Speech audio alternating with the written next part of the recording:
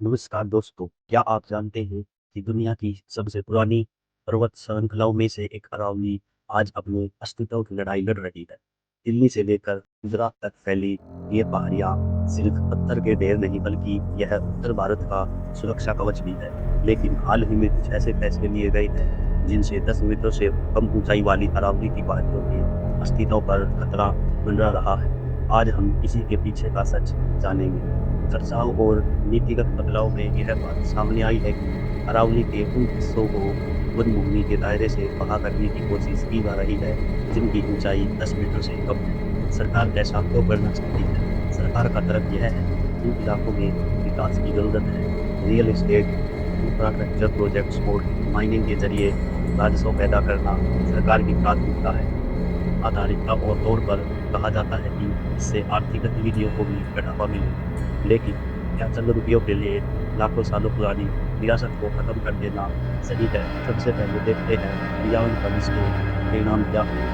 अगर अरावली खत्म हुई तो इसके परिणाम हमें और हमारी आने वाली पीढ़ियों को भी भुगतने होंगे। रेगिस्तान का बढ़ना, अरावली थार मरुस्थल को हरियाणा और दिल्ली की तरफ बढ़ने से रोकेगी। अगर यह पहाड़ियाँ कटी तो धीमी गढ़ी आंधियाँ और बड़े हमारे शहरों को निकल देंगी। पानी का संकट, अरावली एक वाटर रिचार्ज जोन भी है। यहाँ की जमीन बारिश का पानी सोखती है और जिससे जल का स्तर बना रहता है। इसके बिना गुड़गांव, दिल्ली और फरीदाबाद जैसे शहर बूंद बूंद को तरस गए। प्रदूषण की मात्रा, हम देखते हैं दिल्ली जैसी एनसीआर की जहरीली हवा को साफ करने का काम भी पहाड़ियाँ करती हैं।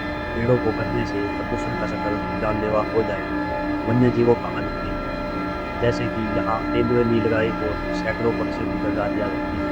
खुद का घर छीनना प्रकृति के साथ बड़ा अपराध भी है। अब सवाल उठता है कि यह सब किसके लिए है? इन सब से किसको फायदा होगा?